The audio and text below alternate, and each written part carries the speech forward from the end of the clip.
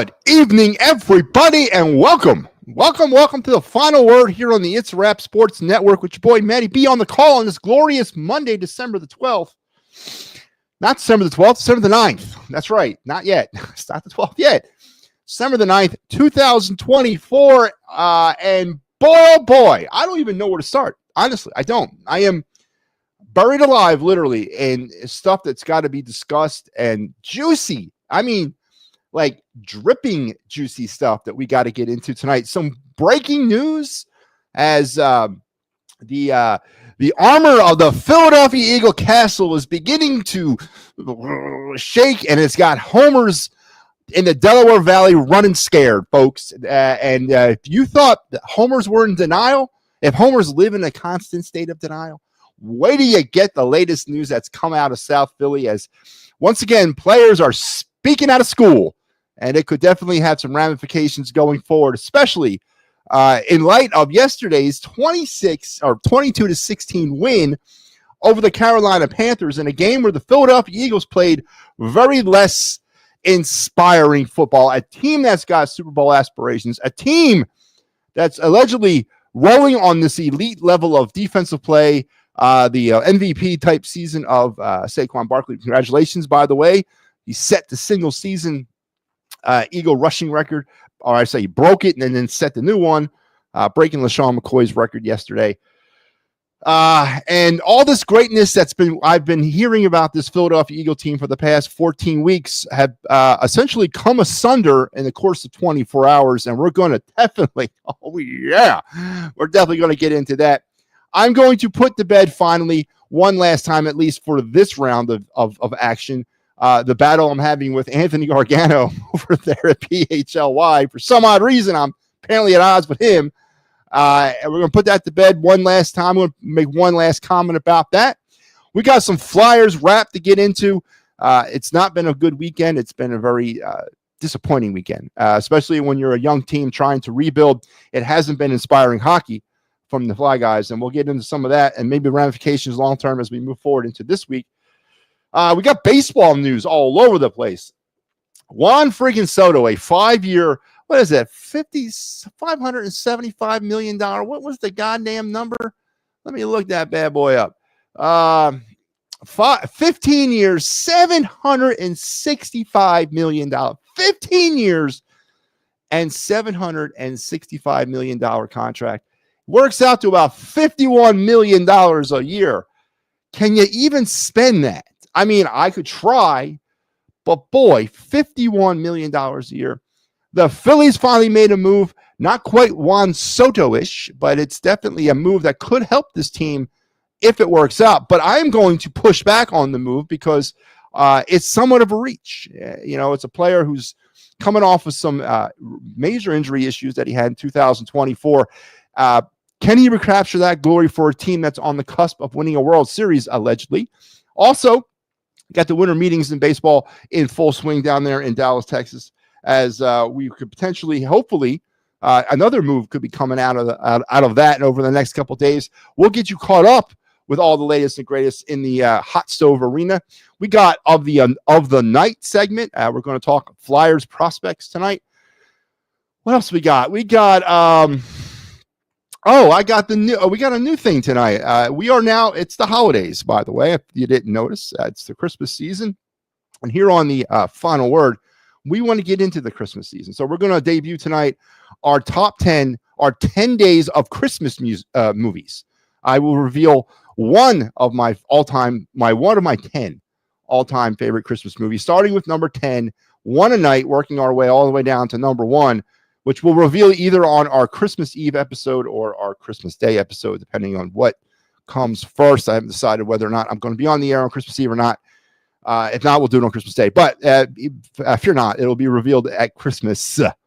But yeah, we're going to start that tonight, and I'm probably forgetting about a bunch of other things as well. I guess that's all of it. And then, of course, we'll lead everything off as we do every week on the program with your day in Philadelphia sports history. So we got a bunch of stuff, man. I mean, like a bunch of stuff to get into. I cannot wait. cannot wait to get into it. Barbara checking in already. Matty, yesterday's loss was upsetting. This team doesn't know how to win. There's no veteran leadership that has had big success in the playoffs. Barbara, you got to be more specific. Who are you talking about? Are you talking about the Eagles? Are you talking about the Flyers, Sixers?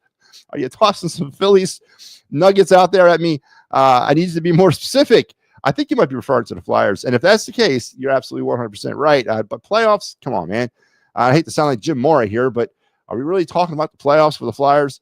And then a person by the name of Nina Mullen checking in says, no, I am not. I don't know what you mean, Nina Mullen.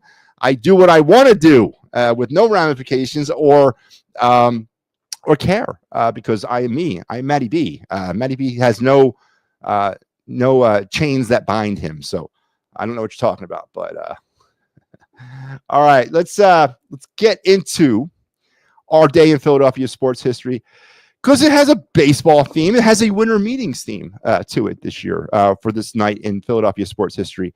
Back on this night in 1982, it was the 82 winter meetings, and the Phillies, who were attempting to hold together an era of Phillies baseball that began in '77, that was running its course, most definitely running its course out. We had won the World Series in '80, and that funky strike year of '81, we won the first half NL East, but lost in the preliminary round of the playoffs in the second against the second half NL East winners, Montreal Expos. '82, another same kind of thing. We didn't make it to the playoffs, but we had a great year. And the Phillies were looking to cash in one last time on some glory days. Now, the Phillies would assemble a team in '83 that would make a run, and they would get back to the World Series that year and not beat the Orioles. But on this night in '82, the Phillies made their, their first move into trying to recapture or hold on to that glory.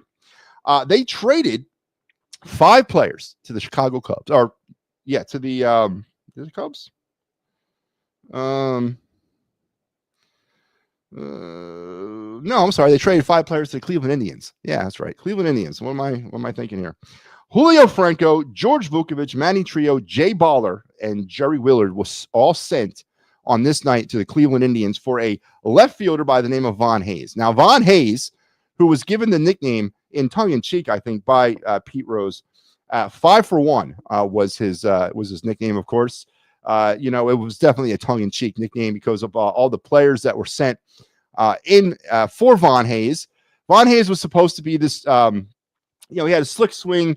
He was the next greatest young player. Is an outfielder. We needed an outfielder. We needed like a Alec Bohm-ish type of Jason Worth. It was kind of like a Jason Worth type player that the Phillies thought they were getting in return for Von Hayes, and they thought they were giving up pretty much nothing. They were giving up Manny Trio and Vuk, who were coming towards the ends of their careers. They were on the other side of their better days, and then a couple of minor leaguers. And now, of course, they didn't realize that one of those minor leaguers, Julio Franco, would go on to become one of the best all-around infielders / utility players / designated hitters the game has ever seen. And his career would also last until 2007. And one of the worst trades, I think, in Phillies history, as Julio Franco would go on and have a Hall of Fame caliber career. And for Von Hayes, I think, honestly, with the what happened with Julio Franco and how his career went, especially in the early years, Hayes couldn't compete with that. He batted .295 as a career hitter here in Philadelphia in the years that he was here. He was a serviceable player, but the expectations were higher. The expectations were unreachable for him, and he was always viewed in that aspect. He was always viewed as the 5 for 1 guy, and really dogged him all his career here. And it's a shame because he was a decent player, but in retrospect, it wasn't worth all that. But that was the trade tonight. The trade for Julio Franco, George Vukovich, Manny Trio, and company to the Cleveland Indians for Von Hayes. And that is your day in Philadelphia sports history. Brought to you by the fine folks here at It's Rap Sports, who need and require your assistance and help. So please like and subscribe on our YouTube channel, our Facebook, and our X. It would be greatly appreciated. Hit the bell, smash the button, whatever you kids are saying out there these days to do. Please do it for us because we would definitely appreciate it. And yeah, So again, where do I start? I don't even know where to start. There's so much to talk about, but I guess we could start with the football team. That's the hot topic. That's the hot thing right now. 22-16 winners over the Carolina Panthers, but you wouldn't know it to listen to some of the local stuff today around town, around the area. It was almost like a funeral. They were kind of lamenting about the performance against the Panthers, a performance in which everything that I have been speaking and talking about the Eagles, and that all the concerns that I have for the Eagles sort of kind of were out in display against the Panthers. A lot of the I don't want to call them homers. I want to stop using derogatory statements tonight. I don't want to create a divide against the other side of this Eagle coin. I don't. I want to be a one big happy family as we dissect this, because it affects everybody. It affects me. It affects me. I'm not a Negadelphian. Everyone seems to think I am, but I'm not. I'm a realist. I just call it as I see them, and some people don't. Some other people out there like to believe something that it's not. And yesterday, even though they won, and they shouldn't have won that game, and everybody out there knows it, that the Eagles won because they played an inferior opponent.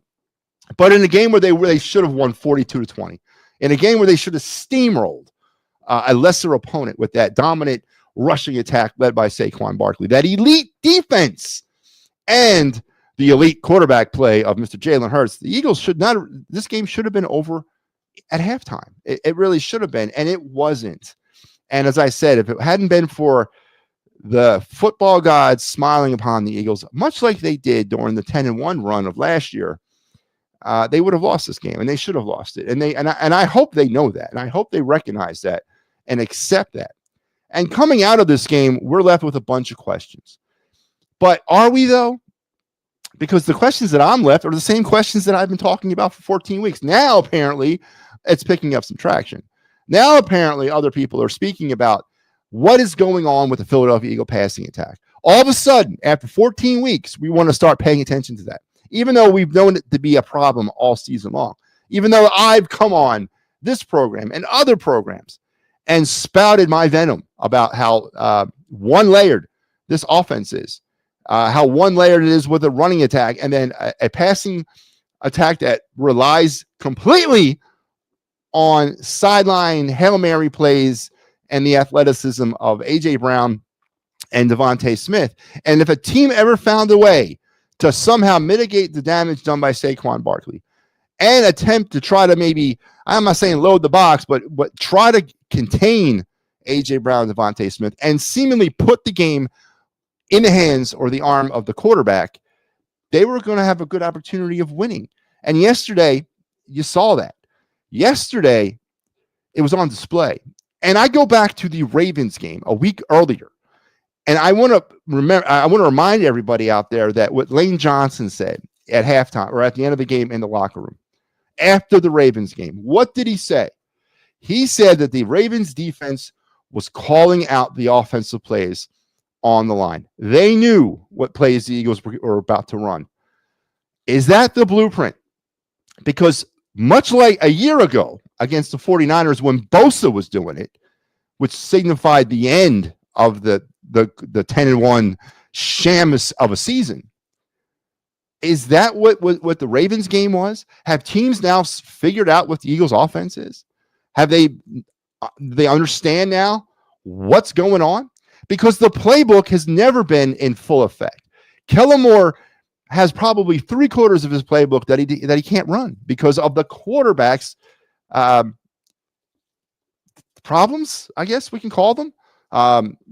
Discrepancies, I guess we can call them. And have defenses figured out this watered down version, the Moriarty playbook? Have they figured it out? Or are they now starting to call out the plays on the defensive line? Are they now starting to see what's about to happen before it happens? And are they making the appropriate defensive adjustments? Because yesterday, once again, Jalen Hurts, the $1.6 million a game manager, could do nothing other than manage a game.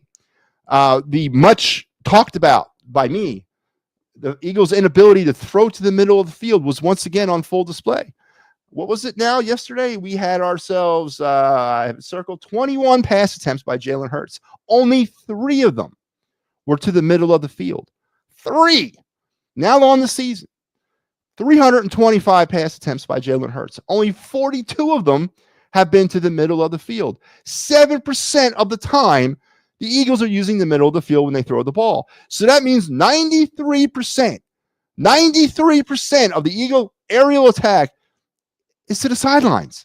Is down the sidelines. It's in that area of the field. 93%. Did I say 93? That is what the Eagles are doing. That is as vanilla and as one-layered as it gets. And our team's now starting to actually pick up on that trend and starting to believe that it's not a deception tactic, that it's what the offense can do. And yesterday, and I want to highlight a play. I'm going to bring a play up because I am going to show you indisputable proof and evidence of your quarterback's non-elite abilities. Because this clip you're about to see sums up why I am so done with this whole thing. Why I don't believe. Why it's all mirage, smoke and door mirrors to me. And here we go. Let's bring it up. And this is the touchdown right at the end of the first half to Devontae Smith. And of course, we're going to get in to the other issues that have come out of this over the last 24 hours. But we'll just look at this play for now. So here's the situation of, we all know, 18 seconds remaining in the game, 2nd and goal from about the 3-yard line. Jalen Hurts in the shotgun. You got A.J. Brown down here on the bottom of your screen. You got Johnny Wilson kind of in between, and you got Devontae Smith in the slot, which is a appropriate spot for him. I think he's a natural slot receiver, honestly, and he's not being used correctly because we don't have another wide threat. But here we're going to run the play, and it's going to go slow, and I want to stop it intermittently because I want to point out a couple things. Let's go with it. So here comes the snap, and I want to stop it right about here. So here we go. Coming out of the break. So the wide receivers haven't even got into the break. Let's look at what Devontae Smith is doing here. Devontae is running. He's running a route. Jalen Hurts is doing his little, what am I going to do? What am I going to do? Am I going to go here? Am I going to go there? Am I going to go up? Am I going to go down? He's kind of doing some fakey dipsy duty stuff over there. And then Johnny Wilson down here. Well, you can see what he's getting ready to do. He's getting ready to hopefully not commit a pick, which I don't know if he actually got away with, but I don't know if it's a pick or not. But here comes Jalen Hurts. Now I want you to look at your quarterback. Where is Jalen Hurts looking the entire time? Now, this is the middle of the field right here, right? In between the 10 and field, correct? Did you guys buy that? Am I wrong? Is that appropriate to say? Look at Jalen Hurts' eyes. Look where his head is turned. He's looking straight at Devontae Smith. Devontae Smith hasn't even gotten barely off the line of scrimmage yet. And he's staring Devontae Smith down. He's staring him down. He's not even looking at A.J. Brown. He's not even looking at Johnny Wilson. He's not even looking at Calcaterra, who's coming out over here. Let's roll it a little bit longer. I want you to continue looking at Hurts. Never takes his eyes off of Devontae Smith the entire time. There's Johnny Wilson, which, again, down there at the bottom of your screen is A.J. Brown's about to be the recipient of a pick, which I don't know. Johnny Wilson does a pretty good job here at the end to kind of put his hands up there to kind of signal to the refs, hey, look, I'm not holding, and my hands are over here. We're just kind of all come together, but it's questionable if you ask me. But look at Jalen Hurts. The entire time he's got his eyes on Devontae Smith. And then we'll let roll some more. Here comes the break, and then let's stop it here. What do you got here? I got Devontae Smith tangled up with his defender. Who is wide to hell open right now? Who is wide to hell open, slanting to the middle of the field? Somebody tell me, who is that? Down here at the bottom of your screen, the recipient of the Johnny Wilson pick, illegal or legal, whatever it is. A.J. Brown is wide friggin' open, and he's looking straight at his quarterback. His quarterback has no idea A.J. Brown's there. A.J. Brown's eyes have never come off of Devontae Smith this entire time. A.J. Brown is standing in a perfect position to receive a play and walk into the end zone on a touchdown, an easy touchdown. But no, Jalen doesn't throw it to the middle of the field for some odd reason.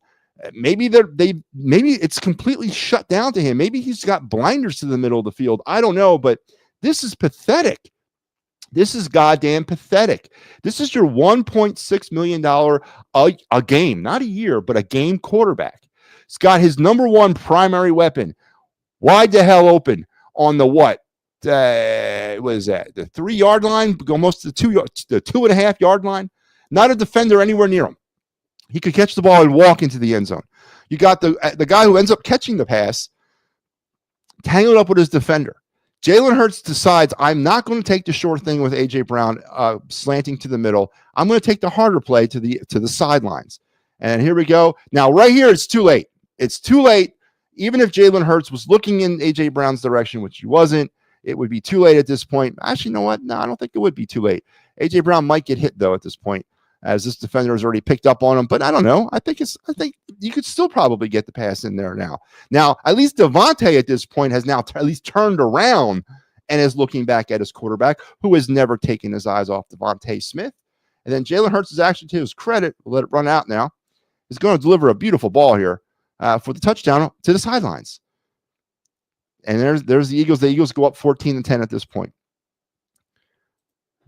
The point of that exercise was to show you that I'm not crazy. The point of this exercise was to show you that where there's smoke here, there's fire. There's something not right about your quarterback. There's something not elite about him. And it's funny to me, all these people who not too long ago were speaking of Jalen Hurts as an elite quarterback, today, when I've asked a few of them in some ways, all deny it. All a bunch of I don't know what you're talking about. I never said that. I don't think Jalen Hurts is elite. I think he's a good quarterback, but I never said he was elite. Bull. Yes, you did. Yes, you did. You intimated it all the time that he was elite. Even this season, you intimated that he was elite. But now you see it. And now it's starting to come home, and now it's starting to kind of bother people. Because you barely beat the Carolina Panthers. You barely beat them. You squeaked one out against a bad football team. Now, not to mention, we squeaked one out against the Browns, which is a bad football team. We squeaked one out against the Jaguars, which is a bad football team. Those games, all 3 of those games could have went either way. They could all be losses right now. But they weren't. And that's part of it, too. But moving down into week 15 and beyond, into the playoff push, now people are going to start, oh, my God, Jalen Hurts can't throw the football. Jalen Hurts has got some problems. I don't know what to tell you guys, man. Homerism is a real thing. It is truly a real thing. It's a sickness. It's a disease. It needs to be treated. And if you think you or anyone you know might be suffering from homerism, please do me the solid favor and find them some appropriate medical attention. If you cannot find them medical attention right away, send them here. Send them to Big Al's Excuse Emporium, servicing all of your homerism and all of your denial needs in your Philadelphia sports denial needs since the summer of 2024. Al has something there for them to ease their pain until proper medical help can be found for them. And listen, I mean this truly. Get them some help. They need it. Don't let them suffer anymore. You have a duty to them. If you have a homer in your life who's suffering right now through massive denial, please seek proper medical assistance and tell them MattyB sent you. But listen, the Eagles won, man. I ain't gonna sit here. I mean, they won, but there's more problems that came out of this than were good things. Our kicker apparently is not forgotten how to kick, right? Saquon Barkley, who had himself a serviceable game, but this was that blueprint that I'm talking about. Saquon, he got over 100 yards, but you know what? He wasn't rushing for 255, and that's not to be expected every game. So if you can contain Saquon Barkley, if you can contain him around the 100 to 120 yard mark, you got a chance against this passing attack. You do. And what is the fix? I want to know. What is the fix? Is this the passing attack of a Super Bowl champion? Is this the quarterback that's going to lead this team to a Super Bowl? And then I've heard it. I started to hear it.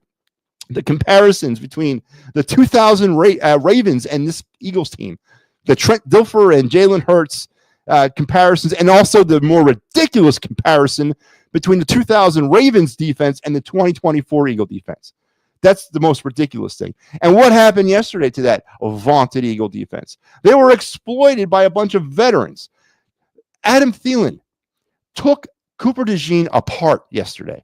That young man was taken to school. He should have had a notebook out there with him. At one point, he should have just stopped, grabbed a notebook, and started writing stuff down because that's how bad it was for him yesterday. Now, it's to be expected. He's a rookie. He's going to be taken to task at some point by a veteran. And I guess you'd rather have it happen in week 14 than in the NFC Championship game. So, you got to take that where you can get that. But the defense was non-existent. They got to Bryce Young one time for 7 yards. They sacked him once for 7 yards. The Panthers were getting converted. Was it 7 third down conversions in this game? 3 fourth down conversions? Something that the Philadelphia Eagles defense prided themselves all season on, getting off that field. They couldn't do worth a damn yesterday. Not a damn. And they got exploited by Young and by the Panthers. And Leggett, however you say his name, needs to be cut. I mean, that guy's terrible. This guy's absolutely terrible. They had the game. They had the game in their hands, but they couldn't seal the deal. And I guess that's great for Eagle fans. And I guess that's great for the homers. Because if they would have lost that game, boy, woo, man, there would have been a line on the Walt Whitman Bridge this morning, man. But the Eagles, 22-16 winners, 9 in a row, 11-2, clinched a playoff berth for the 4th straight year. And another thing I want to bring up before we move on to the drama now surrounding the quarterback and the wide receiver. Where have we not heard this before? I want to bring up one last point about homerism and about the debilitating effects of homerism and what it does to a person and a person's character. So I was on I heard a personality this morning talking about how lucky we are to have a coach like Nick Sirianni, a man that's taken the team to the playoffs 4 straight years in a row. 4 straight years, 21, 22, 20, 4 straight years. And that we should count our lucky stars for the 48-19, whatever his regular season record is as a head coach, because he is one of the best. And I brought up to the point was, wait a second. So playoff appearances is how we judge sports excellence in the city of Philadelphia. Getting to the playoffs is a, you did good. You done good. Is that what it is? When did I miss that memo? When did it stop being about championships? When did it stop being about winning championships? The playoffs are just a step in the way to the championship. And if you don't win the championship, it's a failure. I mean, am I wrong? Have we turned a page? Has the society gone completely upside down, that we're no longer judging success on championships? We're judging it on playoff appearances. I just want to know for future, so I can not be the problem for the homers out there, that I can be part of the cure, not the disease. I don't want to trigger a homer by saying, hey, I don't care if Nick Sirianni is 101 in regular season play and he's gotten the Eagles to 17 straight playoff appearances. They haven't won a Super Bowl. Andy Reid, how many years did he not get to the playoffs as the Eagles head coach? Was it 3 in his entire tenure? Never won a Super Bowl. I mean, job failed, correct? Correct. Who do you consider as the all-time winningest head coach in Eagle history? If you don't consider Doug Peterson the all-time winning head coach in Eagle history, then I can't help you, man. Because as far as I know, Doug Peterson's the only one who ever sealed the deal. So if that's what you go to bed feeling good about, is because the Eagles are going to the playoffs for a 4th straight year, yet they've only won 1 Super Bowl and never under Nick Sirianni. If that what makes you feel good, if that's what gets you through these next couple days until the Steelers game, then so be it. And I hope that's what it is. And I hope that you're okay. But for those of us who are actually anchored in reality, for those of us who are anchored in the results-driven business that sports are, it's not okay. Because, they've been to the playoffs going on 4 straight years now. They haven't sealed the deal. And do you honestly think right now, if we had to go up against the Chiefs, Bills, Ravens again, Steelers, or any of those other Lions, I keep on forgetting about the Lions. If we had to go up against them with this passing attack, with this one-layered game management passing attack, and a defense that hopefully has not been figured out either, do we stand a chance against teams like that? Do we? And I really want to know, because I'm concerned for the homers out there. I have friends who are homers, and I am concerned right now for their mental health. Last year, when things were falling apart, I was very concerned about them.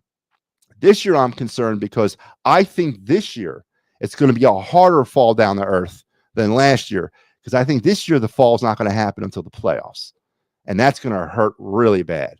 And I hope the homers out there are ready. I really do, because we got a problem with the quarterback, and the problem is not because he's not elite. No, that's not the problem. The problem is because we think he's elite, and you want him to be elite, and he'll never be elite. He's a game manager. He's an above average quarterback who gets paid $1.6 million a game. And now, on with the drama. AJ Owens I knew he'd come back. I knew it'd be just a matter of time, with the passing attack being what it is, and I guess with Saquon getting what he's getting, we now are having problems with the wide receiver. Now, I showed you that play where he was wide the hell open, could have walked into the end zone, could have done a dance into the end zone, for Christ's sake.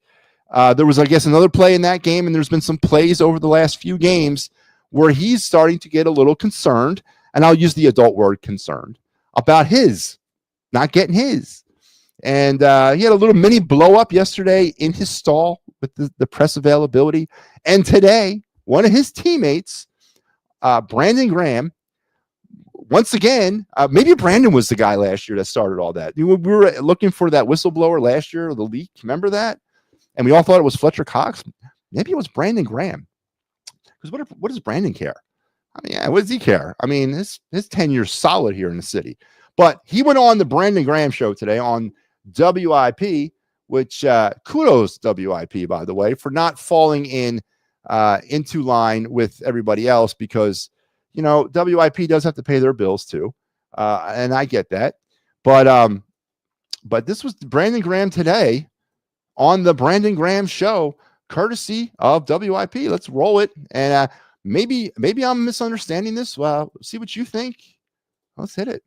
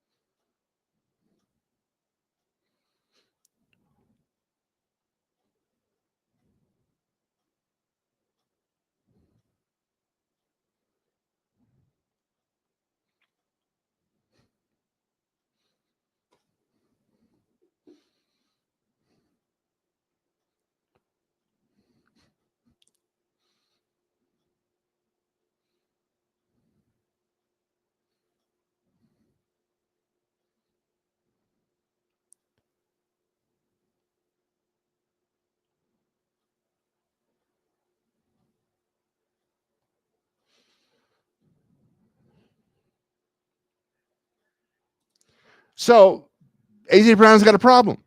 Is that concrete evidence? AJ Brown's got a problem with getting his. AJ Brown's got a problem with the way the offense is being run. AJ Brown's got a problem with the quarterback. What does AJ Brown got a problem with? All of the above? Again, I knew this was going to happen. I eventually knew it was going to happen. If it was not a byproduct of Saquon Barkley getting all those touches, it was a byproduct of Jalen Hurts and his limited ability to run the playbook.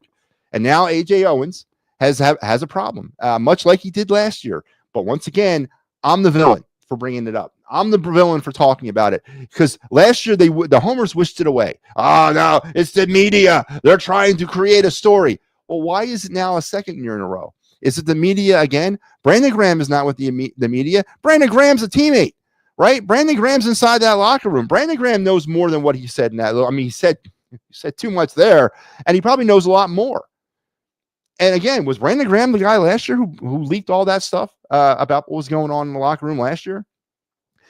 And I heard a Homer show earlier trying to say, "Oh no, I don't want to believe that. I want to put my head in the sand. I want to wish that away. I hope that's not the case."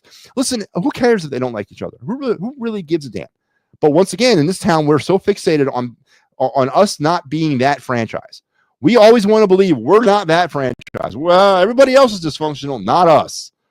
So we can't have those types of problems. Yeah, we can, and apparently we do. So I don't really care if they don't like each other. I really don't. It's not personal. In the field, it's business. Brandon Graham said it, right?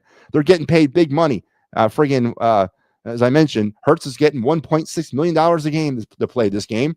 So it's not personal, it's business. And you got to put your personal feelings aside if that's what this is about somebody as soon as you step on the field. I know about all that. Again, it's a business. So what's going on there? And what and how deep does this go? And what are the ramifications of this as we move down into the more trickier part of the season? Not because of the opponents. It's a foregone conclusion. Unless the Eagles completely screw this thing up, they're going to get the 2 seed at the minimum and set up a run-in with the Lions at some point. And that's what this was always going to be anyway. But what ramifications is this going to have going forward into the most critical part of the season? And not because of opponents, but because of the ramifications of some of these games as we get deeper and deeper into the playoffs. How deep does this go? And how much of an effect will this have? And I find it also amusing. I do. Because we all want to just wish it all away, man. No. You can't hate each other. You got to love each other. You're best friends. We rally to the cause for each other. I'm an elite quarterback. You're an elite wide receiver, even though they won't let me throw to the middle of the field, and you're getting pissed off because you don't get your 2 touchdowns and 150 yards a game. But we're elite.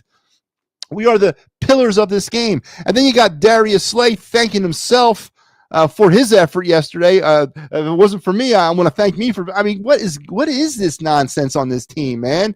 There's no leader. The same problems that are on this team last year are here now. Now, the only difference, and this might be the saving grace, is that the coordinators are better and they're more professional. And maybe that's what's going to end this. I don't know. But it's interesting. It makes for interesting drama going forward. Eagles 22-16 winners over them pesky Carolina Panthers. 9-game winning streak now for the Eagles as they get ready for the Pittsburgh Steelers on Sunday afternoon. And man, oh man, you can't make this stuff up if you friggin' tried, folks. But yeah, that was my Eagles rant. I think that was pretty good. I think I was pretty even. I didn't go too off the res, right? I did okay, right? I kept it good. As I said, if you know a homer out there, if you have a homer in your life and you know they're suffering, please get them the help they need. Take them to a medical facility. If you can't get them to a medical facility, don't forget Big Al's Excuse Emporium, serving your Philadelphia denial excuse sports needs since the summer of 2024. It has something there for your homer friends and family to get them through these tough nights, to make sure that they're okay. So go visit Big Al at Big Al's Excuse Emporium. Tell them MattyB sent you, and you'll get the discount. I promise. I'm co-founder of the store, man. I get that 10% employee thing. But there you have it. There's my Eagles rant. 22-16 winners. We have a problem with the offense. We have a problem with apparently the relationships between the wide receiver and the quarterback. We got a problem with the kicker. And we might have a problem with defenses now knowing what the offensive plays are, as voiced by Lane Johnson last week at the end of the Ravens game. As the blueprint been laid down, our team's now aware of what the Eagles are going to do. Do they know now how to exploit Jalen Hurts once again in his $1.6 million elite quarterback game paycheck? Stay tuned, and we'll find out more together. All right, so before I transition over to our next segment, let's get into let's talk about what's coming up here on the network this week. We got you covered. Post-game action galore. This is the Flyers coverage this week. Tomorrow night, I'm back with the Clear the Ice show as we get ready to battle the Columbus Blue Jackets. On Thursday, Sal has you for the Red Wings, and I'm back on Saturday against them pesky Minnesota Wild. Don't forget my show. If I'm not hosting a post-game, it'll be on every Sunday through Thursday night at 9 or 10 o'clock in there somewhere. Just be on the lookout for that scheduling. We also have our post-game show now, the Eagles Flyby or the Birds Flyby. We'll make sure you're there for Sunday night for the Eagles Steelers version of this post-game show. See if the Eagles can get to 10 wins in a row. And of course, Sal, who was on earlier tonight, with the wraparound every Monday at 7 p.m. Make sure you're staying tuned for all those things as this network is growing beyond my control, and that's kind of what I want. But let's now head over to my, I guess, the Anthony Gargano. Let's talk about the Anthony Gargano thing one final time. And again, I want to start this thing off by saying I never meant for this to happen. I honestly, this wasn't part of it. I wanted Anthony to come on the show because I've always respected his work. I still do. And I always respected him as a media member, and I still do. But last Wednesday, Anthony came on my show. Now, maybe Anthony was expecting a bunch of a fanboy thing. I mean, I wasn't going to gloat over Anthony's career. I'm well aware of what he did in his career. I wanted to get his takes on where he was with the current state of the 4 major sports teams. And I was going to give him my takes because it's a give and take thing. And that kind of got a conversation going back and forth, made for some fun. It wasn't serious, of course. But then this was on Wednesday night. On Thursday morning, he went on to his show and he did this. Let's bring this up because this happened on Thursday morning. And this is, again, courtesy of the Anthony Gargano show on Thursday morning.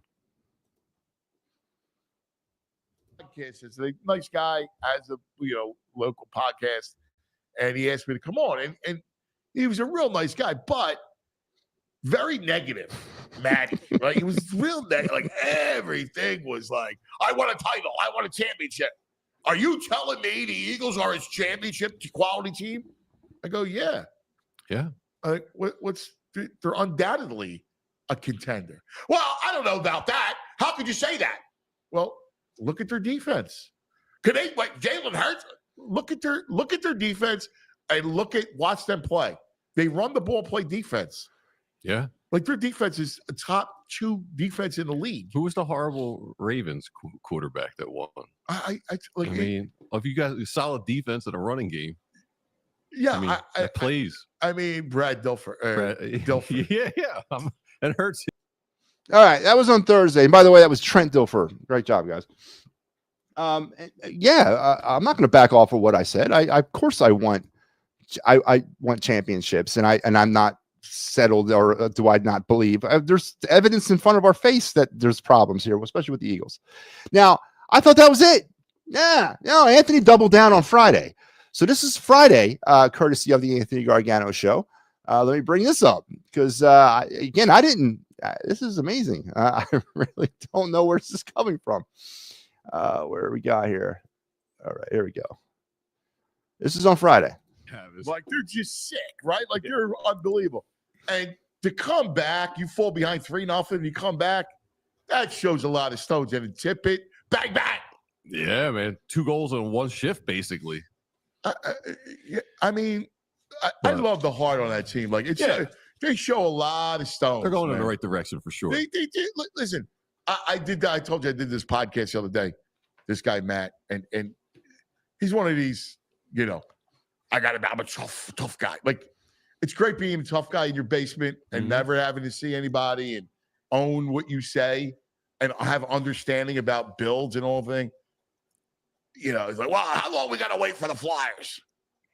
You gotta wait for the Flyers. Like they really just committed to a rebuild. If you wanted to bitch and moan about it, yeah, I get it before. But once you get Briere and Jonesy in there, they're there, right? Yeah. There you go. Helfrey, they're all on board. Like now we got to rebuild this thing correctly. And they're all on their own pace of doing it.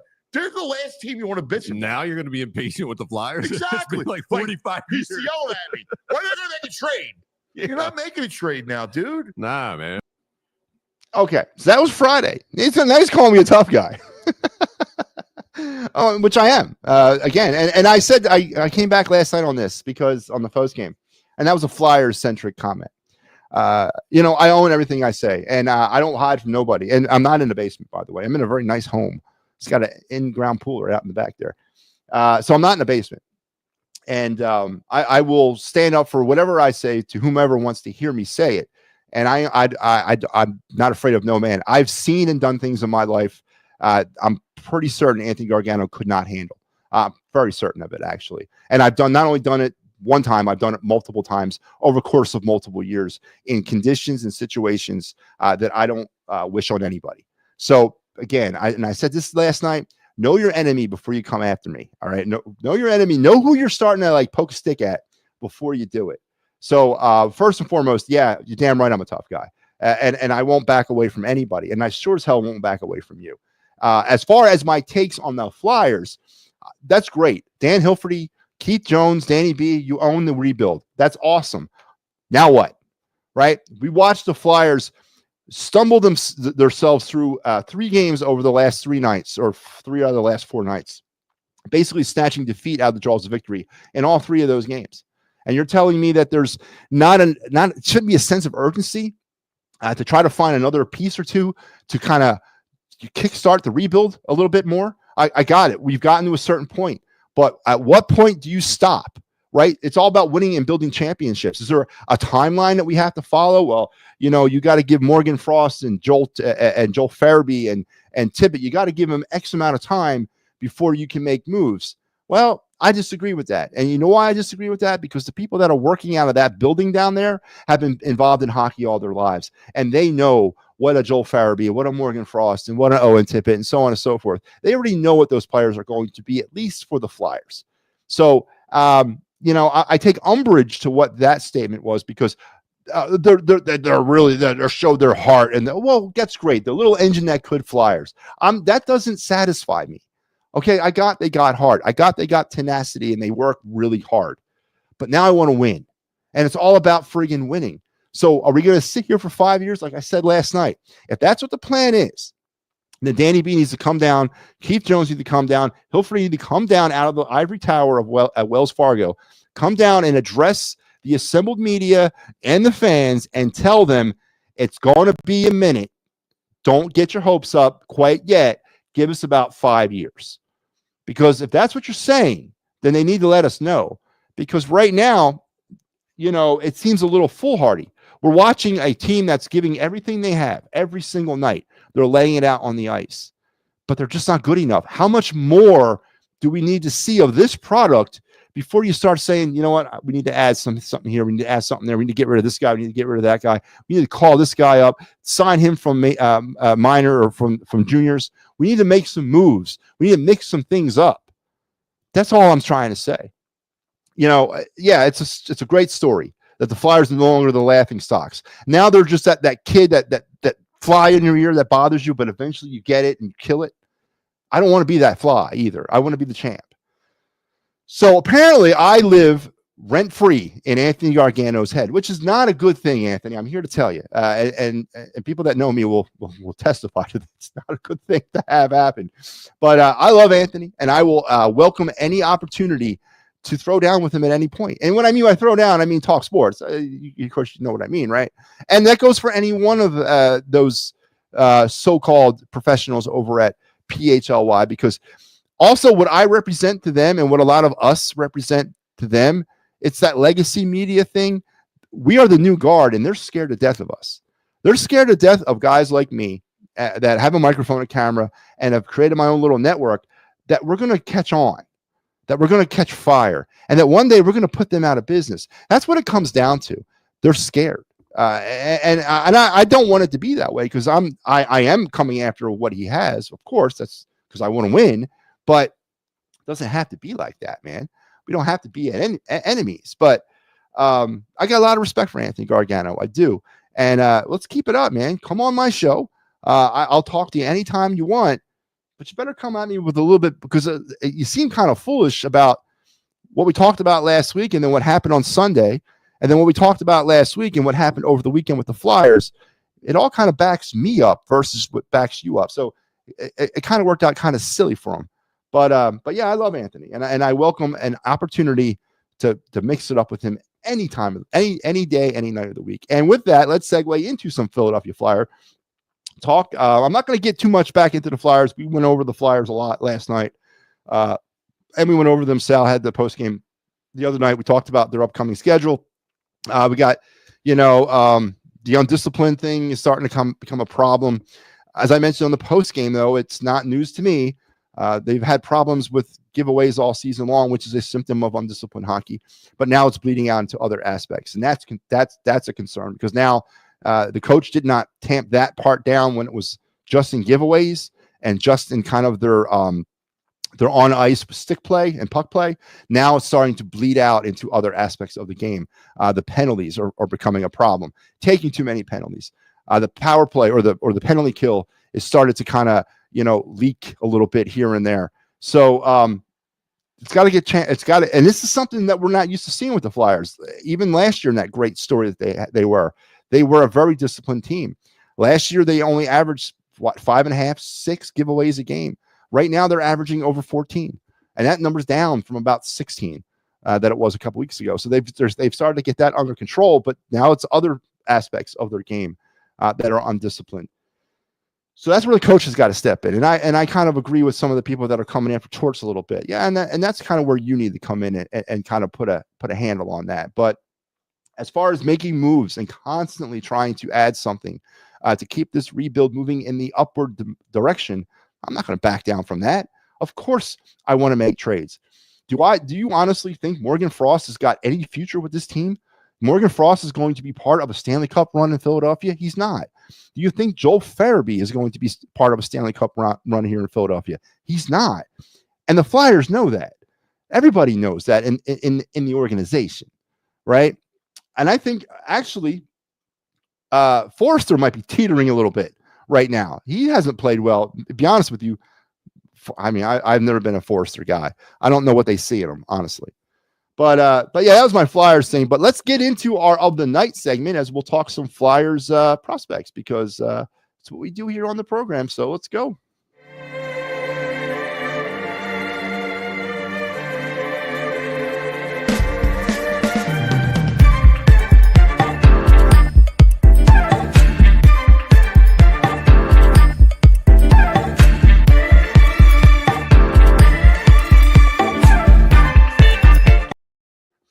All right, this is the of the night segment. As you saw by the little promo thing, this is the part of the show where we talk about a Flyer prospect, a Philly prospect, a Flyer spotlight player, a Philly spotlight player, an MLB draft target, or an NHL draft target. And we just kind of talk a little bit about that individual and where he or she might be in their maturation process within the organization, or maybe a viable draft target for the Flyers or Phillies going forward. We will start breaking MLB and NHL draft prospects down starting in January, February timeframe. We will also start bringing you Philly spotlight articles in the new year, as well as in April. We'll start talking Phillies prospects, but we're still on the Flyers prospects solely right now because that's the only game in town for this show. So let's roll the prospect of the night, and that would be Mr. Owen McLaughlin, the center from the University of North Dakota, 6 foot, 181 pound. Center draft in the 7th round, the 2021 draft by the Flyers. McLaughlin put the hockey world on alert when he recorded 72 points in 62 games for the Clark Cup winning Sioux City Musketeers of the USHL during the 21-22 season. He was born in Phoenixville, so he is a native of the area where Mike Piazza grew up. So a local kid. And much like the Hall of Fame catcher early in his career, McLaughlin needs some muscle and strength. He was a project, but one with potential offensive upside. Now, this, I believe, Elite Prospect report was captured of him right after the draft. He's now had 3. This is his 3rd year in with University of North Dakota. He's their captain the first year of him being a captain, and he's a junior. Not very. It's a pretty lofty accomplishment for a junior to be named a captain of a Division I powerhouse hockey program. That University of North Dakota is, and so far for the UND, 17 games, 1 goal, 10 assists, 11 points, and he is a 0 as plus and minus. So a project centerman, and yes, put some strength on, some weight. There's no real need to sign him. He could come back for his 4th year, his senior year next year, as all NCAA players have 4 years of eligibility. They don't have to sign with their NHL drafted team until they decide to leave college. They could stay for 4 years if they want. I think the Flyers probably will push him into staying another year, just another year of experience before moving him into the pro program at the end of next season. I could be wrong. We'll have to keep an eye on that after the Frozen Four this spring and see where he gets moved along in the organization, if anywhere. But Owen McLaughlin is a project. He is. but in a position of need in center that we don't have any. We don't have no depth. It's good to see young players like that in the system. We got a few of them. Jetlachenko's one. And we got Cole Knubel, he's one. So there's some players that are younger, but they're light years away from the NHL team, and that's part of the problems that we're having right now with this hockey with the Flyers is we just don't have any viable centers to plug and play right now. But the future is bright in the centerman position, as Owen McLaughlin is part of that future. So there you have it. Of the night segment, Owen McLaughlin of the Flyers, he is your prospect of the night. And now let's move on. As we got to go rapid fire because there's a lot to talk about. Let's talk some MLB hot stove.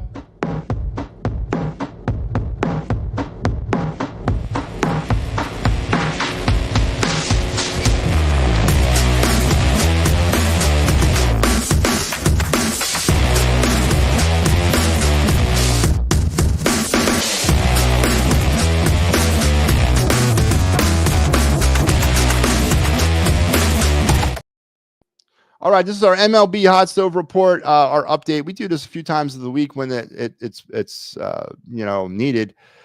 Tonight over the last 24 hours, we've had some movement. We've had a lot of movement. Let's catch everybody up. We're going to start with the signing on December 2nd of Mets. Frankie Montes signed a 2-year deal with the Mets, a $34 million contract for 2 years. Matthew Boyd is moving to the Cubs on a $29 million 2-year deal. He's a starting pitcher. Aroldis Chapman is on his way to Boston on a 1-year deal. That happened on December 3rd. Sirianni is going from the Mets to the A's in 2025, signed a 3-year, $67 million deal. Danny Jansen and the Tampa Bay Rays agreed on a 1-year, $8.5 million contract. Clay Holmes and the Mets are in agreement to a 3-year, $38 million deal with an opt-out after the 26th season, which is interesting. Holmes is a reliever by trade, but I believe they're going to try to make him a starter out there. And then the Orioles landed Tyler O'Neill on a 3-year, $49 million contract. Willie Adams and the Giants, a 7-year contract, $182 million is the Giants. That's one of their largest contracts in their history. Michael Conforto on his way to the Dodgers on a 1-year deal. And of course, the piece de resistance, Juan Soto, 15 years, $767 million on his way to the Mets. He will torment the Phillies at least 8 times a season starting in 2025. And the aforementioned Philadelphia Phillies, they made a move. That's right. They made a move yesterday.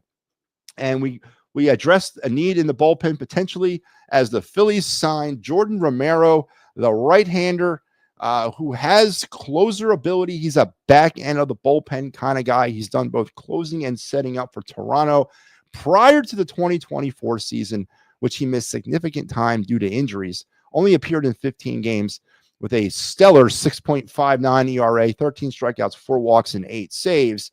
But prior to that season last year, Romano was one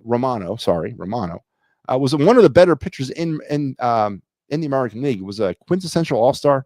Actually, was one of the really good pitchers between 21 and 23, one of the really good closers, but had some multiple injury issues last year that sidelined him for all 15 appearances for the Blue Jays. He's going to come here and attempt. And again, I don't know what we're doing with the bullpen. Is it still the committee thing? Are they giving it to him? Is he going to be the closer? I'm not really sure about any of that. But he's going to be one of the back end guys. Will join Alvarado back there in the back end of the bullpen. As now we have 2. We still got to replace Hoffman, right? I mean, I guess we replaced Estevez at this point. Now we got to replace Hoffman. So the Phillies did make a move. It's a 1-year deal for Romano. So there you have it. I hope that's not quite the Juan Soto signing now, is it? But the Phillies addressed the need. They absolutely addressed the need. Philadelphia, the if healthy city. Yeah. And Steve, I said that in the beginning of the show.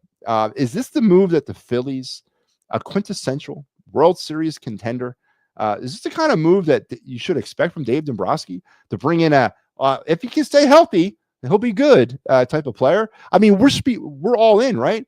Are we all in, Steve, or are the Mets all in? That's the question I guess I have for everybody tonight. Are the Phillies all in to winning a World Series, or are the friggin' New York Mets all in to winning a World Series? Because right now, You're having a hard time convincing me that it's the Phillies. Now, with the signing of Juan Soto and the power shift maybe now occurring in the National League East, again, this way tilted back to the Mets, should the Phillies one up the Mets and go ahead and sign Pete Alonso? Why not? We can move Alonso to the outfield, make him a left fielder. I say sign him to about a 5-year deal. It would make up for the 2016 draft snafu of Mickey Moniak, where we should have taken Alonso in that draft with the number 1 overall pick. We can make up for that. And then we could also stick it to the Mets and the Mets faithful by signing one of their own. Wouldn't that be awesome? Move him into the outfield. He can play left field. I'm completely fine. I watched Kyle Schwarber, dink and dunk his way through left field for 2 years. I can deal with Pete Alonso playing left field. I'd be on board with that move in a heartbeat, Steve. If you want to make a splash, if you want to tell Major League Baseball, hey, don't forget about us.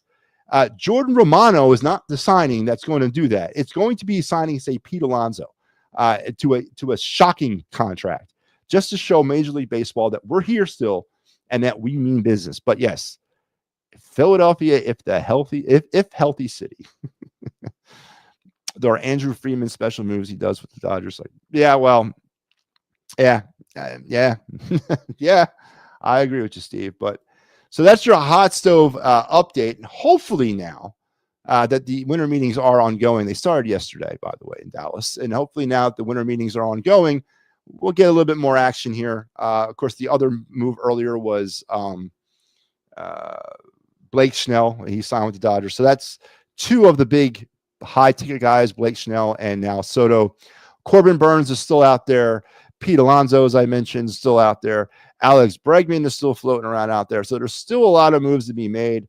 Do the Phillies shock the world by bringing in either Alonso or Bregman? And does the signing of Juan Soto to a National League East rival, does that prompt the Phillies to deviate maybe from that whatever blueprint they might have had heading into the offseason, maybe not thinking that Soto was going to make it to the Mets? Maybe at the very least bit, Soto would have ended up in the Dodgers, where they only had to see him, 7 times a season? 7 times a season, right? Yeah, 7 times. Maybe that's what they were hoping for. Now it's 13 times. Does that change things? Does that change Dombrowski's, approach for the rest of the free agency? Is now he's got to compete with bringing in another bat to kind of offset Soto. I would say, you got to think about it, right? Does that change Bregman? Does Bregman now have a chance of coming here to provide another power bat to offset Soto? I mean, these are things that I think definitely the Phillies should consider. Alec Bohm is generating 0 interest from anybody to be traded for. Apparently now Nick Castellanos is being dangled out there, maybe to try to stir interest in Alec Bohm. I don't know, but not off to a good start, Phillies. Not off to a good start at all. So more to follow as we move through the rest of free agency on the Hot Stove Report on this program. Pick up a guy coming off an injury on the cheap, and then if he gains form, you look like no, Steve, 100%. But if it doesn't work out, it's Whit Merrifield, David Dahl all over again. And now you're messing with the bullpen, right? You're messing with a commodity that wasn't that good to begin with last year. Let's face it, they weren't. They were doing it with mirrors a little bit. And now you're a little thinner out there because you've gotten rid of Sir Anthony. You don't have Sir Anthony to fall back on. You don't have Soto to fall back on. Even when Soto, there were times where he pitched well, but now he's gone. Sir Anthony's gone. Now you're working without a net. And now you're bringing in guys like Romano, who could be a jewel in the Nile, as you said, if it does work out, or it could be a gigantic risk and potentially blow up in our face. So risky move, if you ask me, Steve. We need Pete Alonso or Alex Bregman to alleviate that pain, that sting right there. But we'll see. We will see if Dave Dombrowski gets aggressive, I guess is the word I want to use. And finally, we have one final baseball note, and this is a good note. Saints be praised. Dick Allen has been elected into the Hall of Fame and to be part of the class of 2025. He was elected in by the Classic Committee. Him and Dave Parker got in. So another Philly. Hopefully Dick Allen goes in posthumously. Of course, Dick is no longer with us, but he'll hopefully go in with his bust as a Phillies hat. But another Phillies player should be on his way to Cooperstown, and I will do my best this summer because I will be there in Cooperstown when this is happening to try to cover this. But congratulations to the Dick Allen's family. Long overdue to a man that really was underappreciated in baseball. I don't think he was underappreciated in Philadelphia, but he was underappreciated around baseball circles. But he got his due today as Dick Allen is on his way to the Hall of Fame. Big congratulations. And it's always good when another player can join number 20 and number 32 and number 1 in Cooperstown. So congratulations to Dick Allen and his family for a great honor and a long overdue one at that. Ryan Howard wishes he was as good as Dick Allen. Ryan Howard will probably end up in the Hall of Fame in the same route that Dick Allen's going to get in, or that he got in, probably about 50 years from now on a classic committee, and somebody finally throws him a bone and gets him in. Now, what would be great, Steve, is now that we got Dick Allen going in, the rest of the class of 2025, which will be announced sometime around middle of January, wouldn't that be awesome if Chase Utley and Jimmy Rollins could join Dick Allen in Cooperstown this summer? Would that not be an absolute amazing testament to Philadelphia Philly baseball? I mean, as I said, I work at Cooperstown every summer. I work as an umpire up there in a place called Cooperstown Dreams Park, and literally 2 miles from the Hall of Fame. And if that happens, and we get 3 Phillies into the Hall of Fame, it's going to be something special for me to be part of that and to see that. And that would just be, that'd be amazing. Words really would not be able to kind of, explain how good that would feel. And with Dick Allen being put into the Hall of Fame, does this now also prompt the Phillies to retire number 15? Because the Phillies have that unwritten rule that no player's number will get retired unless they're in the Hall of Fame. And I don't think they haven't retired 15, right? But does this prompt the Phillies? Are we going to have a retirement ceremony in Philadelphia this summer with number 15? And hopefully number 11 and 26 join him as well. So let's look and see real quick. Oh, Dick Allen's number is retired. My bad. Oh, yeah, it is retired. So they did a preemptive on me. So Dick Allen's number is retired. So there you go. We don't have to do that. He's the only player the Phillies have retired that it was not in the Hall of Fame. But no longer now you can say that because Dick Allen is in the Hall of Fame. So there you go. Now let's have 26 and 11 join him on the wall there in Ashburn Alley. That'd be great. So Dick Allen's in the Hall of Fame. Long overdue. All right, we're getting to the end of the show, but I want to recap everything we talked about real quick. We have one final segment left, which is our card review. But before we get to that, I want to remind everybody that please, on the It's a Wrap Network, please like and subscribe on all of our social media platforms. We really do need the help. We appreciate the help, and we would love the help. Eagles, they won, but you wouldn't know it if you didn't know it. A few things have been exposed. There's a problem between the quarterback and the prima donna wide receiver, and apparently Brandon Graham is maybe part of the whistleblowing problem in that locker room, and maybe he was part of that problem last year when there was a problem between the star wide receiver and the rest of the team. Jalen Hurts, I've been saying it all season long. He's not elite. I've also been saying all season long, for some odd reason, the Eagles have been holding him back from the playbook. Well, now that's come to pass as well, as Jalen Hurts had a terrible effort against the Carolina Panthers. We reviewed some footage of a slant play that Jalen Hurts decided not to throw it, but instead go for the harder attempt over by the sidelines. It worked. It was a touchdown, but it's also might be feeding into some of the problems he's having with the star wide receiver. Is Nick Sirianni and Kellen Moore responsible for driving a rift between Jalen Hurts and the star wide receiver, because Jalen Hurts does not run the full complement of Kellen Moore's playbook? And can the Eagles, once again, this question comes back up, can they win a Super Bowl or be considered a serious Super Bowl contender with an offense that features 93% of its passing attack to the sidelines and only 7% of its passing attack to the middle of the field? And can they be a serious threat to beat a Pat Mahomes, a Josh Allen, or even a Jared Goff as we move through the playoffs? All these questions became magnified in a win yesterday against the lowly Carolina Panthers, where the Eagles were lucky to get out of there with their 9-game winning streak now intact. So we went over that. We talked MLB Hot Stove update. We went over all the greatest and latest things happening there. We talked a little bit about the Flyers. I once again explained why Anthony Gargano apparently I live rent-free in his head, as he went after me a couple times, both on Thursday and Friday on his show. And I welcome him anytime he wants to come on And don't forget, I am a tough guy, so make sure you show me the respect that I deserve. And then we went over some, Dick Allen making the Hall of Fame. So a very jam-packed night here on the program. Also, your night Philly sports history. The 5-for-1 deal today. Manny Trio, Julio Franco, George Vukovic, and 2 other players sent to the Cleveland Indians in return for Mr. 5-for-1 himself, Von Hayes, who had a really decent career here. But because of the expectation level, because of what he was brought here to do in 82, he was brought here to keep a hold of that greatness, that great era. And it only lasted for that one season after that. He kind of got, victim of trying to live up to expectations that he was never going to live up to. But on this night in 82, old 5-for-1 joined the Phillies and started that whole nonsense. So we went over through a lot of stuff here tonight. It's hard for many quarterbacks in the first year of any coordinator, especially for a head coach doesn't play in the preseason. I agree with you. Let me tell you something, though, Steve.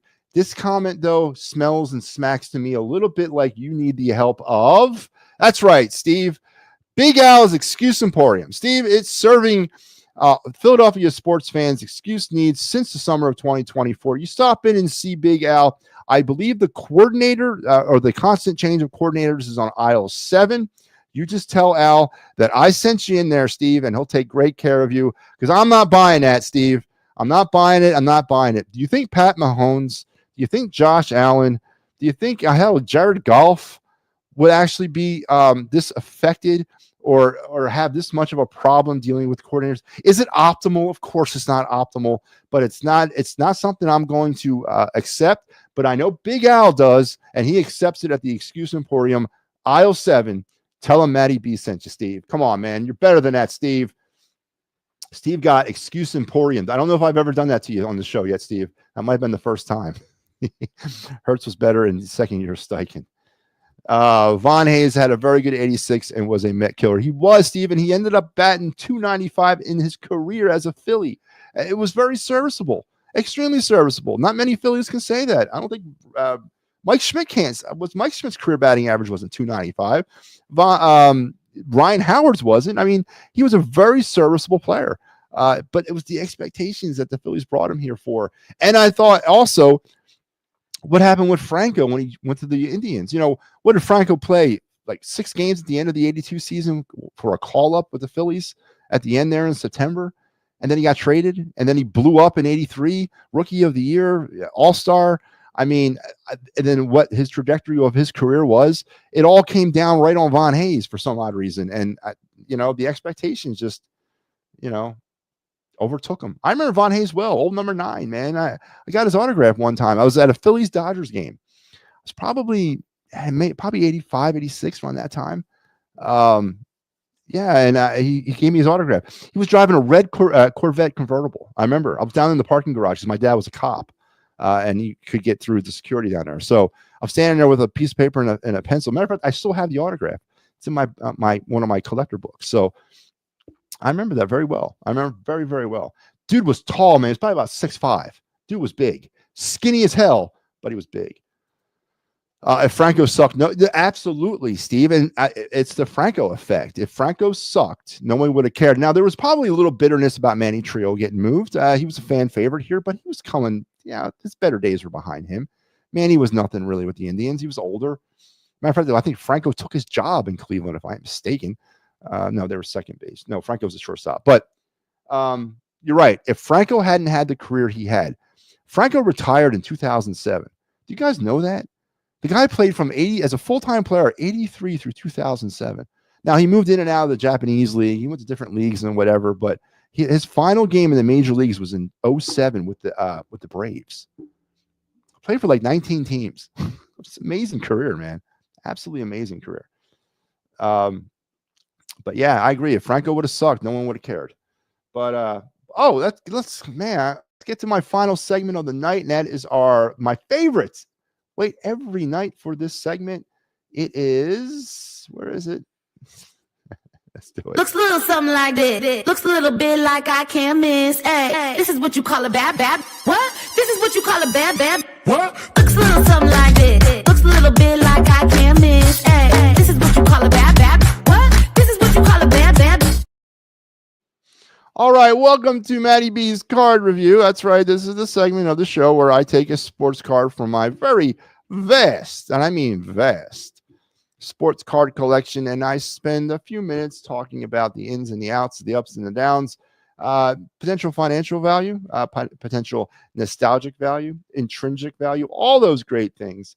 And we just have some fun with it. It's definitely my favorite segment on this show.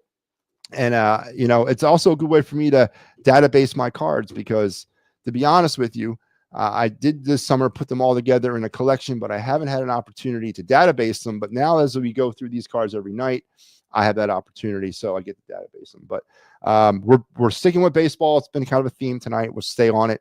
We're going to feature tonight not a card that's worth it ain't worth anything. It's worth $2.70, but I like it, and it's a Philly, so we're going to go with it. It is the 2018 Topps throwback card of Aaron Nola in the powder blue road uniform. This card pictured here is a serialized number card. I believe that's something of $299. I can't. Is it 140.48? That is not the card that I have. That card that you're looking at does have a little bit greater value because it's serial. It's of a number. It's of something. But the card that I have is strictly the base card. But this is a smart looking card. One of the good things that the Phillies did was bring back the old Robin Egg Blue road uniforms as an alternate uniform. I think it's a great idea. I would like for them to bring back their old home uniforms as another alternate uniform, the pinstripes with the P on it. I absolutely would love for them to bring back that uniform as another alternate. Scrap the City Connects, which they'll probably get a new version of, thankfully, hopefully a new version this year. But this is a classic uniform, even though back when they wore this back in the day, I prayed for the day they got rid of these uniforms. I couldn't stand them. But ever since then, I've missed them. And I'm glad to see them in this generation of Phillies players. And this card is a smart looking card, about $3 if it's in a PSA 9 or above condition. And again, nothing purely financial about it, but it's a smart looking card, a great design. And here you have it right here. Here it is in its physical form. In the grading world, sharp corners, good centering, no fading, no surface condition issues. Definitely think it's a PSA 9 or above. So I'm looking at about a $3 value right here in the Aaron Nola 2018 Topps throwback card. And that is my card of the night. Hope you enjoyed that. Oh, let me see now. He was on River Sharks for a second. Yes, he was. Did he play for everybody? I mean, good God. Good God. What's funny about Ant, you talk to him in the same exact tone as he did with you. That's what I'm saying, Steve. I didn't know what he wanted from me. I wasn't going to go and gloat over his career as a sports media guy. I'm not a fanboy. He's about my age. We're about the same age. Even though I think he thinks I'm a bit younger than him, which is great. I'll take that. But I wasn't going to. I wasn't getting on my knee pads, and I'm not Bill Matz. I'm not the rest of the the knuckleheads over at PHLY, and he's not my boss. So I'm going to hit him with hard questions, and that's what you're supposed to do, right? Isn't that how you seek the truth? Is by hitting them with hard questions, and they weren't even that hard. It was just I wanted his takes, and I wasn't putting his takes down. I was just giving him my takes. I didn't realize Ant was suffer from homerism. I honestly didn't know that. And maybe they have to wear, maybe homers need to wear bracelets from now on, so I can recognize them before we have a conversation, so I don't trigger them. I don't want to trigger a homer, man, because it can get violent. And I guess I did, but it's been fun. It's been fun back and forth. In the 80s, the Power Blues sucked, as we all loved them. Moved to the gray. I loved them when they moved to the gray. Was it 89? No. Yeah, 89, right? Where they changed the Robin Egg to the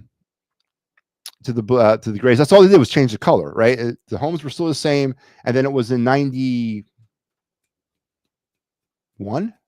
or 2 when they went to the style that they wear now. But I love them when they changed to the grays. I told you I couldn't stand those blue ones anymore. Now, but ever since they moved away from them, I miss them. As you can see, I got the Schmidt old school jersey behind me, and then the old school hat. I miss that uniform, man. I really do. Maybe because I'm old and it reminds me of my youth. I don't know. Yeah, in 92. That's what I thought it was. 92, something like that. Yeah, the year before 93. All right. You're right, Steve. All right, folks. Listen, I want to thank you. Again, thank you very much for tuning in tonight. Big show, a lot to go over. And if you missed any of it, please look on the replay. I'm interested to hear your opinions on especially my film breakdown of the A.J. Brown, or sorry, the Devontae Smith touchdown pass at the end of the first half against the Panthers, and how negligent it was for your quarterback to not even look, one, at A.J. Brown, or two, even look to the middle of the field. So please look on all that stuff on the replay. And if you have any questions, please search me down, drop me an email, drop me a message, and I'll be sure to answer them. And if you are suffering, again, this is my PSA. I'm gonna phrase this again. If you are, or if anybody that you know is suffering from homerism, please seek proper medical attention. Get them the help that they need. It can kill. And I want to see everybody, especially now in the holidays, get taken care of. Make sure everybody is safe. All right. And if you can't get to a doctor right away, there's always Big Al's Excuse Emporium, serving all of your Philadelphia sports related denial problems since the summer of 2024. They will have things for the homer in your life that will take care of them, that will ease their pain and suffering until you can seek the medical attention. So please, and I really mean that, especially now it's the holidays. And with that, I almost forgot about my final segment, the 10 Days of Christmas movies. That's right. It's the holidays. And where would I be if I did not reveal MattyB's top 10 greatest Christmas movies of all time? My own personal top 10. Starting with number 10 tonight, going one a night all the way to number 1, which will be around Christmas Eve or Christmas Day, depending on when we broadcast. I'm not sure yet if I want to do it on Christmas Eve. If I do it on Christmas Eve, it'll be on Christmas Eve. If I do it on Christmas Day, it'll be Christmas Day. But tonight, we're going to start with number 10 on my top 10 all-time Christmas movie list. And it's the Frank Capra classic, It's a Wonderful Life. How could that not be on anybody's top 10? The only problem I have with that movie is I grapple with the fact if it's a Christmas movie. I mean, it's got the ending, which is Christmas. But other than that, is it really a Christmas movie? I mean, when I was younger, it was drilled into my head. That's a Christmas movie. That's a Christmas movie. And back then, back before what TNT or TMC or somebody or NBC bought the rights to it, somebody bought the rights to it. But back then, starting on Thanksgiving and running all the way to Christmas, it was on literally every day on a different channel. And this is back when it was 8 channels, not cable. This was when it was what? 3, 6, 10, 12, 29, 17, 57, 48. This is back in them days. It was on somewhere at least once a day. And it was just drilled into you during the Christmas season that this was a Christmas movie. And it's a classic film about mortality. It's about life. It's a little cheesy, yes, but how can it not be on anybody's top 10 Christmas movie list of all time? It's got some of the, iconic, it's got iconic characters. It's got iconic scenes. It's got iconic messages. So It's a Wonderful Life. It lands on my top 10 at number 10. And how can anybody forget this?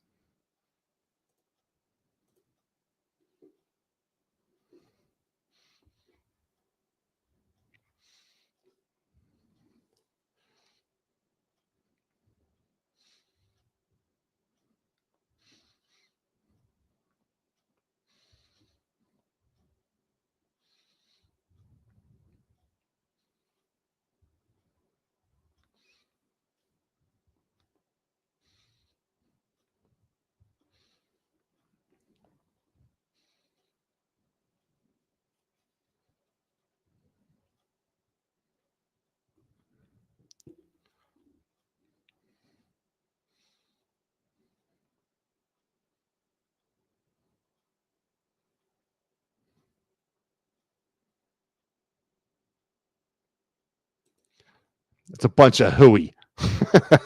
No, great movie. And as cheesy as it is, and every Christmas movie's got a whole helping of cheese in it. So it's going to be this theme throughout the next 10 nights. But there you have it. Number 10 on MattyB's all-time favorite Christmas movie list. Frank Capra's 1940. Was it 40 came out? classic, It's a Wonderful Life, starring Jimmy Stewart and Zuzu Pedals. So there you have it. That was our first, and we'll do one every night. Tomorrow, number 9. And I'm not going to reveal it. You got to come back and check it out so you can see it. No, not tomorrow, number 9. It'll be on Wednesday, I'm on post game tomorrow. So Wednesday, I'll be back with this show for number 9. So don't forget about the Creature Double features on Channel 48. They were great. Saturdays it was either in the afternoon, Steve, or it was at night. I'm going to say about in the afternoon, right? Around 2:00. So I remember when I was growing up, Channel 48. So for me, it was 29 WTAF. It was before it was Fox, right? You had 48 and you had 17. Those were the independent stations, and you had 12, which was the PBS, right? Those were the independent. And there was a Channel 13 somewhere out of Jersey. That wasn't public broadcasting. It was like straight up independent, right? But that's what it was. And then 48 shut down, like when I was in like 9-10 years old, and then that's when 57 popped up to kind of replace 48. And then 29 was bought off by Fox, and then everything started to slowly change from that point on. But yeah, I do remember those days, man. Yeah. Right after the Sixers game. Yeah, so it was like around 10 o'clock. Yeah, I remember this. Good old days, Steve. Why do they have to go away, right? Why can't we just keep things the way they used to be? But there you go. There was my number 10. It's a Wonderful Life. Jimmy Stewart. Debate all you want about whether or not it's a Christmas movie, because it's not going to be the first time. It's not going to be the first debate on my list about whether or not it's a Christmas movie. But there you have it. Number 10, It's a Wonderful Life. MattyB's number 10 all-time favorite Christmas movie. And I'll reveal 9, 8, 7, 6, 5, 4, 3, 2, all the way to 1 as we'll get through this holiday season together. Till we talk again, folks, remember, stay tuned for all the great stuff we have on the network. Clear the Ice, the Birds Fly By, the Wraparound, the Birds Blast with Kyle Quinn, all the great programming. I will see you guys tomorrow night on the Flyers postgame. Until we see each other then, have a great night, or have a great rest of your night, and a great, fantastic, even better tomorrow. I've